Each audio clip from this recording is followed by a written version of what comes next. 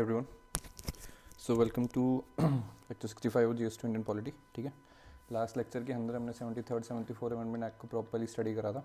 ठीक है, we closed on the planning committees, district planning committee and metropolitan planning committee. Articles discuss करे थे 243ZD और 243ZE। ठीक है, सो आज के लेक्चर में हम 73rd and 74th amendment act के बियॉन्ड जो भी चेंजेस आए, ऐसे क्या रूल्स एंड रेगुलेशंस थे फॉर सर्टेन एरिया, जिसके अंदर हमारा नॉर्थ ईस्ट जो है, बिकॉज वहाँ पे काफ़ी ज़्यादा डिफरेंट टाइप के ट्राइबल्स रहते हैं। ठीक है, and that area is still very much cut off from the main stream.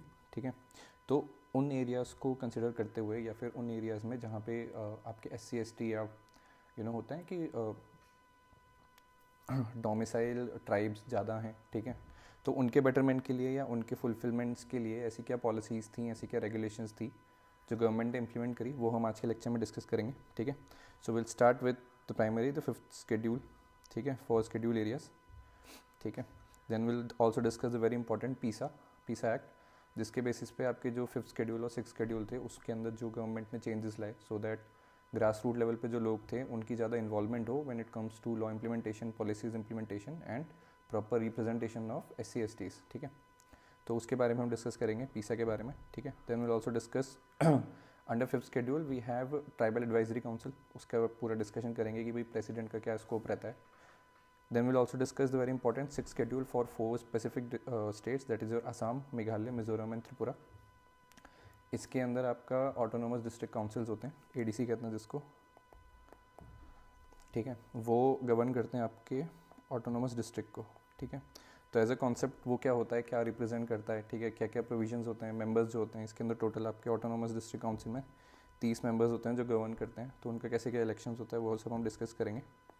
ठीक है, विल ऑल्सो डिस्कस कि ऑटोनोमस डिस्ट्रिक्ट में प्रेसिडेंट से ज़्यादा गवर्नर का रोल एंड रिस्पॉन्सिबिलिटी रहता है। ठीक है, so this will be the topic for the day. ठीक, now to proceed further, first and foremost हम एक कंपैरेटिव बैकग्राउंड बनाएंगे। बेसिकली हमारा जो नॉर्मल स्टेट रहता है, ठीक है, हम उससे स्टार्ट करेंगे। इस तरह हम एग्जांपल समझेंगे गोवा का।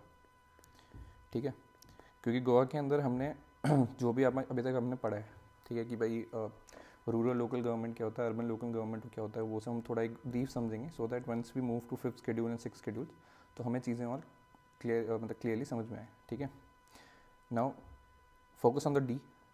ये मैं चाहता हूँ कि आप लोग ये खुद देखें कि इन 3 स्टेट के अंदर क्या प्रोविज़न है।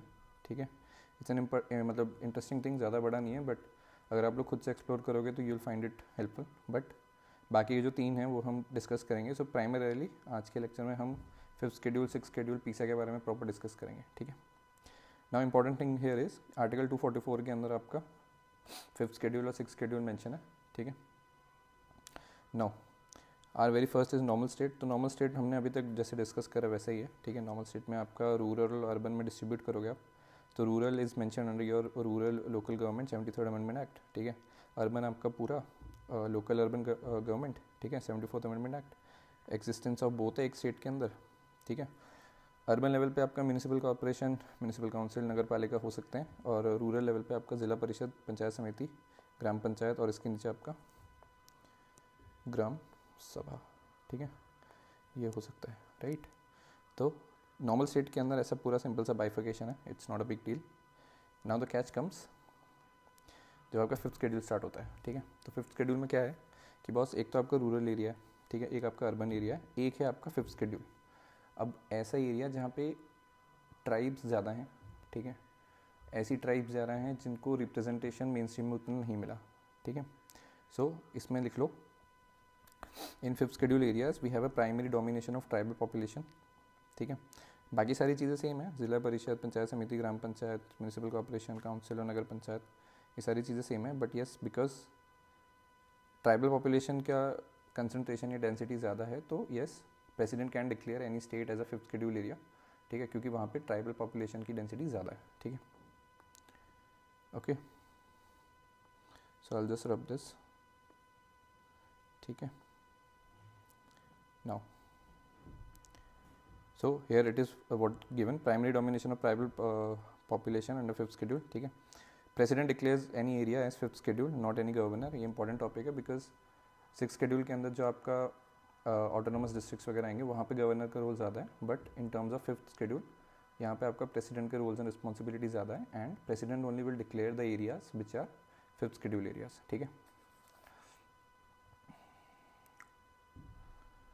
लिख लो इसमें president declares any area is 5th schedule area and not governor.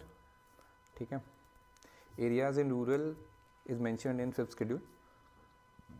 Next right, अब इस प्रोविजन को लीगली पैक्ट करने के लिए कि भाई आपका रूरल के एरिया के अंदर है तो वो 73rd अमेंडमेंट एक्ट का पार्ट होना चाहिए था, but that was not the initial provision. तो yes, to have an extent कि भाई ठीक है, इस प्रोविजन को भी इम्प्लीमेंट करने के लिए जहाँ पे जो स्पेसिफिक ट्राइब्स की कंसंट्रेशन ज़्यादा है जिन रूरल एरियाज़ में, उनके भी राइट्स को मेन स्ट्रीम करने के लिए we have PESA, PESA, that is your provision of panchayat extended to schedule areas. ठीक है, तो इसमें लिख लो, to implement the 73rd amendment act provisions in such rural areas of scheduled areas and to have local rural government and panchayat system, parliament passed PISA act 1996।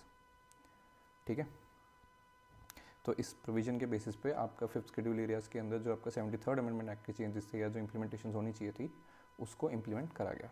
ठीक है, अब फंडा वही है, इसके अंदर भी आपका you have 3 level of rural local government. ठीक है, यू हैव ज़िला परिषद।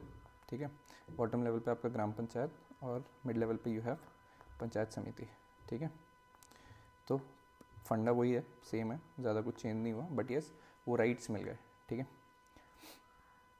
Now important thing to note here is कि अगर कभी भी क्वेश्चन आता है कि भाई शेड्यूल एरियाज़ के अंदर जो लोकल रूरल गवर्नमेंट आई वो किसकी वजह से आई, whether it's because of the 73rd amendment act और पीसा,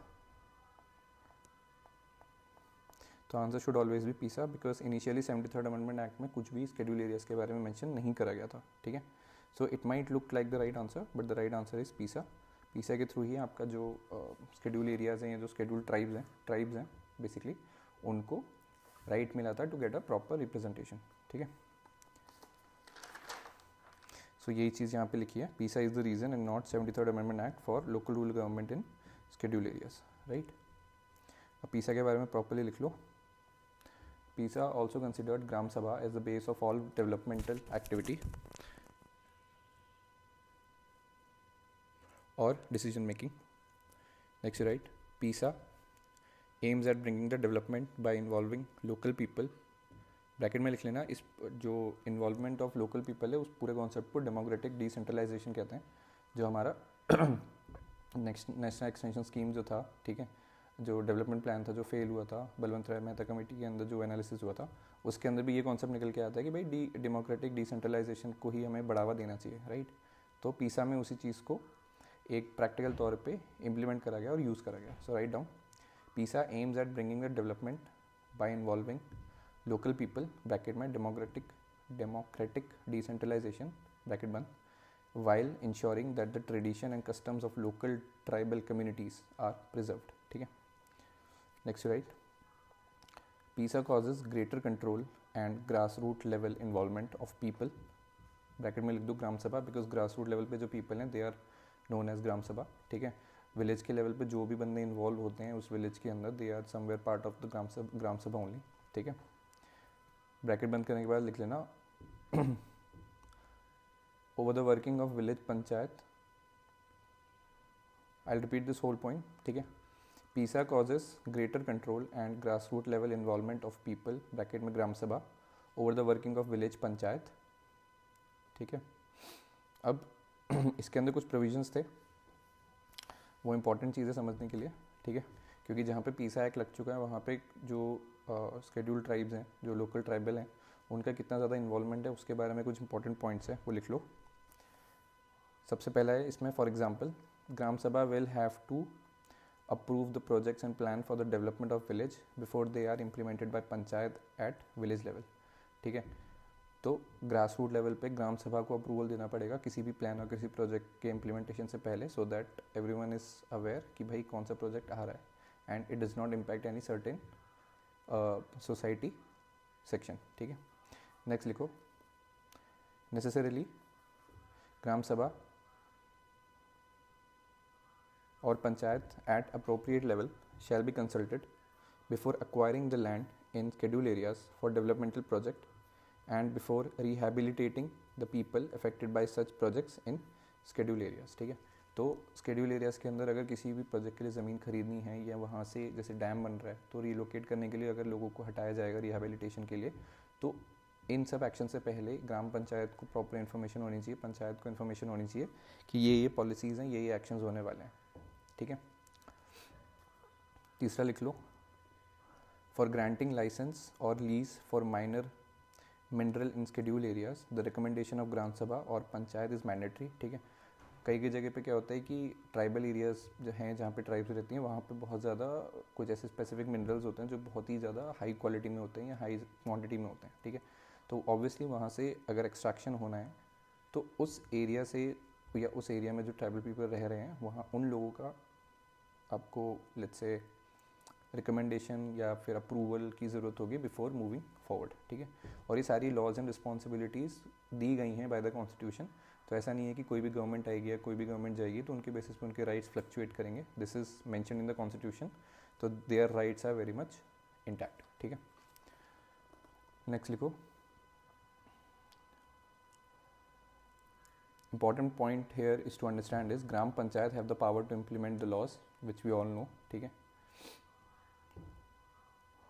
इसमें और लिखो, ग्राम पंचायत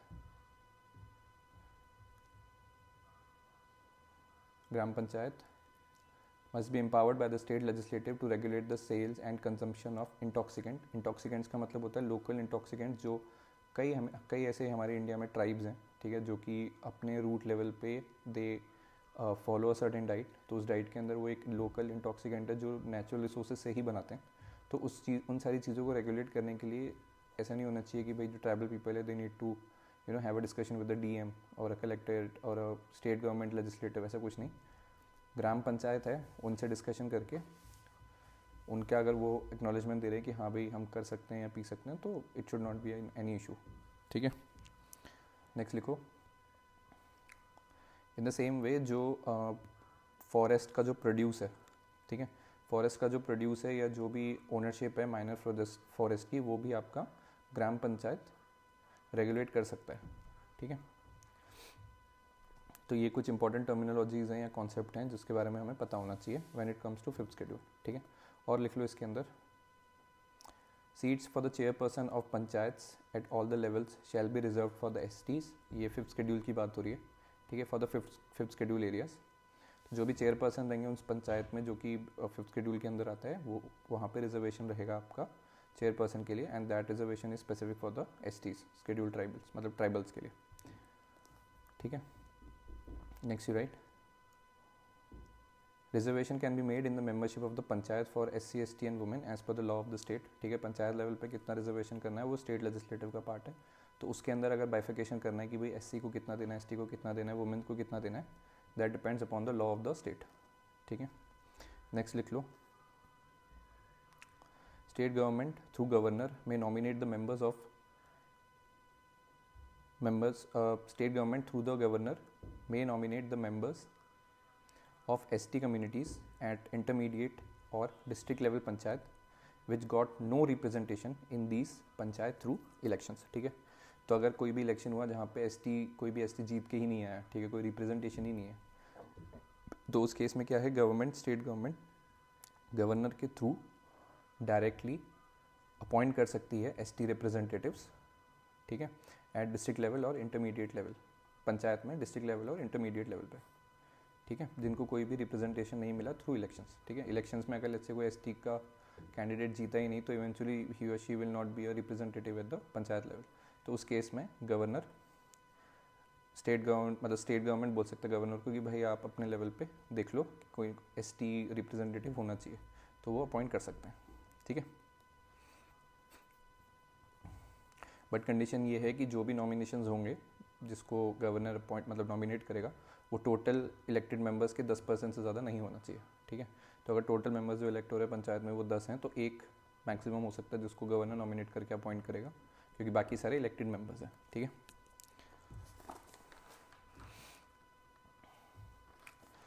फिफ्थ शेड्यूल एरियाज़ के बारे में थोड़ा और लिख लो. So basically fifth schedule areas is mentioned in your part 10 of the constitution. ठीक है. Next you write president of India can declare any area as schedule area in a state, full stop.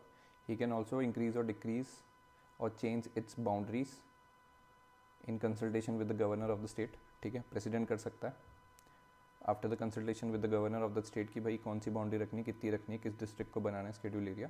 That is completely up to the president. Next you write center has got greater influence on the administration of the schedule areas. For example, governor of the state submit a report to the president regarding the administration of schedule areas. तो basically जो भी state और central level की बात है तो that is between governor and president. president declare कर सकते हैं और जो भी उस वहाँ पे administrative काम का जो भी reporting वगैरह है वो governor submit करते हैं president को. ठीक है.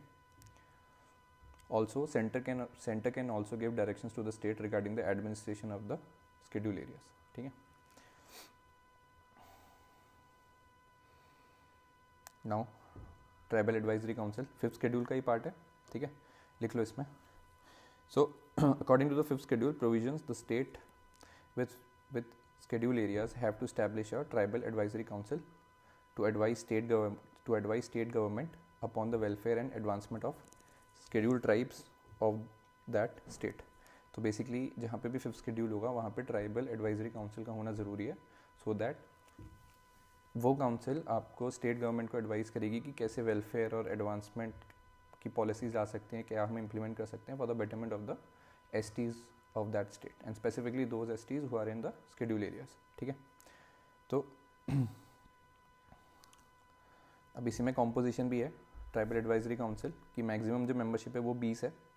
ठीक है, और इस 20 में से आपका जो ये लिखा है 20 में से जो आपका 3/4 है, ठीक है, दैट इज़ 15 जो होंगे वो MLAs होंगे जो कि खुद ST कम्युनिटी से बिलोंग करते हैं. ठीक है, तो ये कॉम्पोजिशन है आपके ट्राइबल एडवाइजरी काउंसिल का.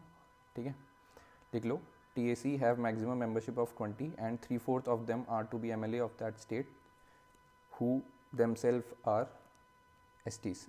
ठीक है. ठीक है, next write with respect to the fifth schedule, governor can direct that any particular act of the parliament or state does not apply to schedule areas or may apply with some modifications. ठीक है, तो basically governor का ये फंडा रहता है कि भाई जो भी अगर सेंट्रल का लॉ है जो पार्लियामेंट से निकल के आया है, ठीक है, या स्टेट गवर्नमेंट का लॉ है, उसको अगर आपको शेड्यूल एरियाज़ में इम्प्लीमेंट करना है तो डायरेक्ट दे सकता है. ठीक है, कि भाई इसमें कुछ चेंजेस के साथ ही हम इसको शेड्यूल एरियाज़ में इम्प्लीमेंट कर सकते हैं या कुछ चेंजेस आप लेके आओ so that it can cater the ask of the schedule area people. ठीक है, और वो मना भी कर सकता है कि भाई कोई प्रोविजन है वो डायरेक्टली आप शेड्यूल एरियाज में नहीं लगा सकते to protect the interest of the tribal people. ठीक है, मॉडिफिकेशन भी है या सीधा डिनाई भी हो सकता है. Both the options are available. या डायरेक्ट अप्लाई भी हो सकता है if everyone is okay. All the 3 options are open, but yes जो यूनिफॉर्म लॉ अक्रॉस इंडिया लगता है that is not applicable in fifth schedule areas. ठीक है, बट इस टर्म में जो गवर्नर का जो फाइनल स्टैंड है, he needs to take an assent from the president कि बॉस मैं ऐसे ऐसे करना चाह रहा हूँ, प्लीज़ गिव द एसेंट. अगर प्रेसिडेंट ने एसेंट दे दिया तो गवर्नर प्रोसीड कर सकता है कि भाई उसको जो भी लॉ बना है वो फिफ्थ शेड्यूल एरिया में लगाना है, नहीं लगाना है, मॉडिफिकेशन क्या चाहिए, उस सब में प्रेसिडेंट का एसेंट ज़रूरी है. ठीक है, next you right governor of state in consultation with tribal advisory council can make regulation specifically for the fifth schedule areas in the area of peace, money lending and land allotment etc. ठीक है, तो direct अगर regulations हैं तो obviously बात है tribal areas में you have land.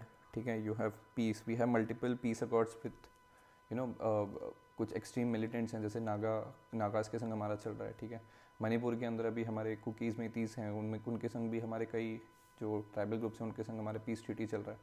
ठीक है, we have money lending processes also. तो all these things can be regulated by the governor only. ठीक है, ऑफ दैट स्टेट, तो that can be easily achieved. तो ये सारा प्रोसेस इतना इजीली इसलिए because there is a constitution provision, right. Now coming to the next topic that is your sixth schedule specific to the 4 state that is your Assam, Meghalaya, Mizoram and Tripura. ठीक है, बाइफिकेशन देखो तो पूरे स्टेट की, ये पूरा स्टेट है आपका. ठीक है, तो यू हैव रूरल जहाँ पे 73rd अमेंडमेंट एक्ट आ गया, अर्बन है आपका 74th आ गया. बीच के कुछ एरियाज़ जहाँ पे 6 शेड्यूल ट्राइबल एरियाज़ हैं तो वो आपके ऐसे एरिया जहाँ पे ऐसी ट्राइब रह रही है जो ऑब्वियसली काफ़ी ज़्यादा टाइम से मेन स्ट्रीम में नहीं आई, ठीक है, जिनका खुद का रहन सहन का तरीका बहुत अलग है, जो आज तक बोलना नहीं सीखे। फॉर एग्जांपल जैसे सेंथलीज ट्राइब है, ठीक है, they can't speak like us, they don't have that literature, but they have their own tradition, खुद का लाइफस्टाइल है, खुद का खान पीन है, they don't know what electricity is, ठीक है। तो आज से वो 100-200 साल पीछे ही रह रहे हैं, but they have their own originality, they have their own culture tradition, ठीक है, बात करने का तरीका। एक पूरा आइलैंड है सेंथलीज आइलैंड, उसके अंदर ये पूरी ट्राइब रहती है, ठीक है, जिनको PVTG भी बोलते हैं, पर्टिकुलरली वर्नरेबल ट्राइबल ग्रुप्स, ठीक है। तो ट्राइबल्स ऑफ एंशियंट ट्राइब जो कहते हैं, ठीक है, जो पता नहीं कितने कितने सालों से जी रहे हैं, अपने हिसाब से जी रहे हैं, and they are living a very good and healthy lifestyle, but the only challenge is that they are not part of the mainstream, but ठीक है, they are living on their own, कोई issue नहीं है, humanity को कोई issue नहीं है, उनको कोई इशू नहीं है, they are living their life on their own terms, तो लेट देम लिव, ठीक है। तो इसका एक एग्जाम्पल है सेंथलीज आइलैंड, ठीक है, गूगल करो समझ में आ जाएगा, ठीक है। तो इसमें लिख लो 6 schedule areas is also called as autonomous district, ठीक है, इंपॉर्टेंट टर्म, ऑटोनोमस डिस्ट्रिक्ट, ठीक है। अब ऑटोनोमस डिस्ट्रिक्ट काउंसिल, दो इंपॉर्टेंट टॉपिक्स हैं, ठीक है, ऑटोनोमस डिस्ट्रिक्ट, ठीक है। नाउ लिख लो ऑटोनोमस डिस्ट्रिक्ट काउंसिल के अंदर लिख लो ADC can make laws and can resolve issues as compare to tribal advisory council, ठीक है। अगर हम 5th शेड्यूल के संग कंपेयर करें तो TAC के पास ऐसा कोई प्रोविजन नहीं था कि वो लॉ बनाए या कोई कॉन्फ्लिक्ट है उसको रिजॉल्व करे, बट ADC के पास रहता है, बिकॉज ADC आपका 6th शेड्यूल का पार्ट है। तो ऑटोनोमस डिस्ट्रिक्ट काउंसिल के पास प्रोविजन है कि वो लॉ भी बना सकता है, और अगर कोई कॉन्फ्लिक्ट है तो उसको रिजॉल्व भी कर सकता है, ठीक है। Next you right ADC is an executive and legislative body, जो भी हमने डिस्कस करा, रूल भी इंप्लीमेंट होंगे, और अगर कुछ खुद के लॉज भी बनाने तो वो भी वो बना सकते हैं, ठीक है। Next you right 6th schedule has got special provision with respect to administration of tribal areas in 4 northeast states of India, that is your Assam, Meghalaya, Mizoram and Tripura, ठीक है। Next right, tribal population in these areas are still cut off from national mainstream and are having different culture and thus require much autonomy to preserve it through a special form of local self government, ठीक है। अब इसके अंदर जो breakdown है वो कैसा है कि यू हैव ऑटोनोमस काउंसिल, और ऑटोनोमस काउंसिल आपका ओवरव्यू करता है ऑटोनोमस डिस्ट्रिक्ट को, ठीक है। ऑटोनोमस काउंसिल आपका गवर्न करता है ऑटोनोमस डिस्ट्रिक्ट को, और ऑटोनोमस काउंसिल के जो मेंबर्स हैं वो टोटल 30 रहते हैं, मैक्सिमम 30, जिसमें से 26 सिलेक्ट होते हैं और 4 नॉमिनेटेड बाय द गवर्नर, ठीक है। तो ये बाइफिकेशंस है, लिख लो अब आगे।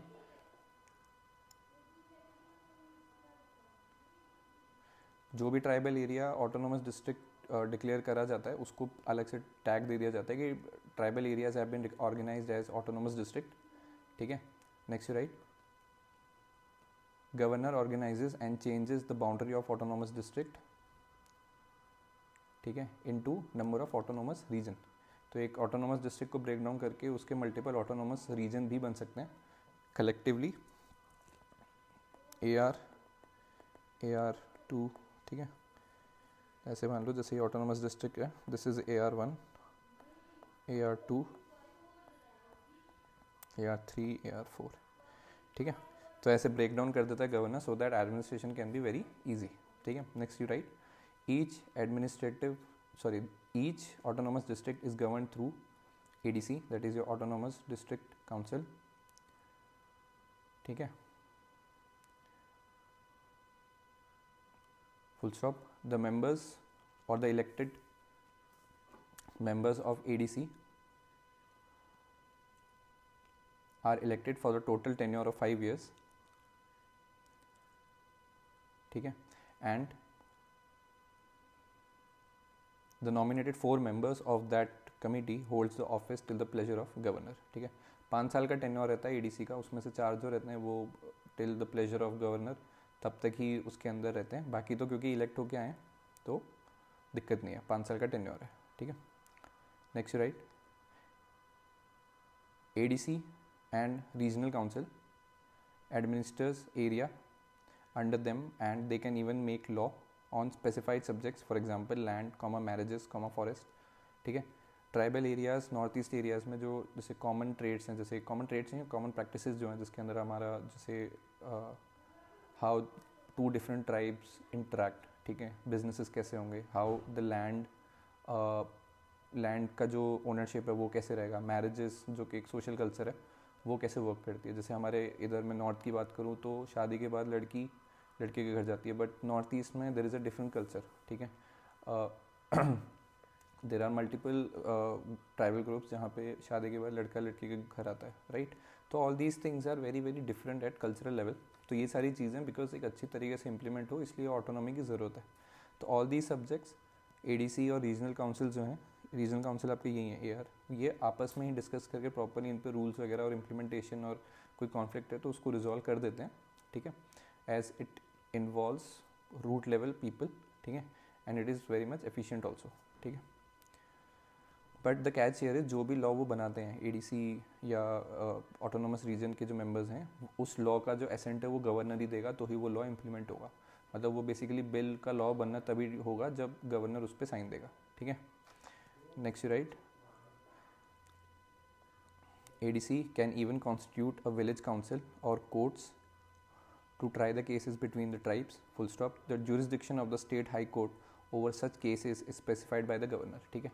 तो भाई ऑब्वियसली अगर कोई केस अगर कॉन्फ्लिक्ट हो रहा है तो अगर उसमें कोई कोर्ट का इन्वॉल्वमेंट है तो एडीसी लोकल लेवल पे अपना खुद का एक कोर्ट भी बना सकता है to dissolve any conflict between the tribes, ठीक है।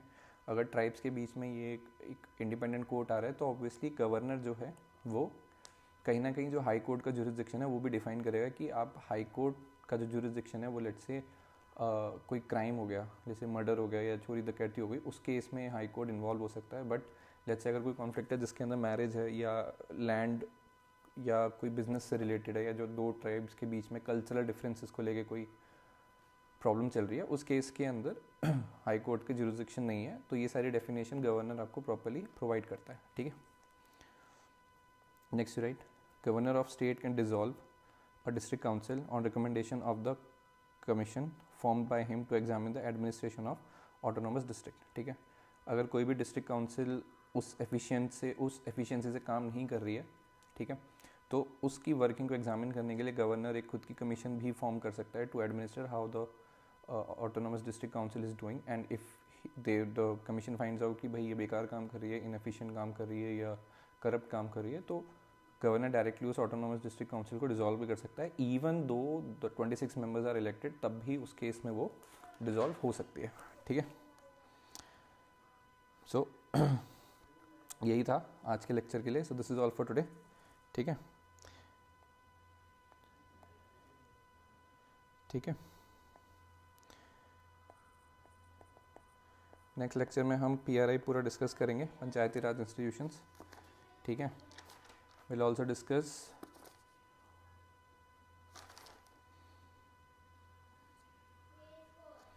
concept union territory. This is 66 lecture में क्या क्या होगा, ठीक है। सो ये हम डिस्कस करेंगे। Then we'll also discuss about very important HMAC. States की तरफ हम जाएंगे which is known as your home minister,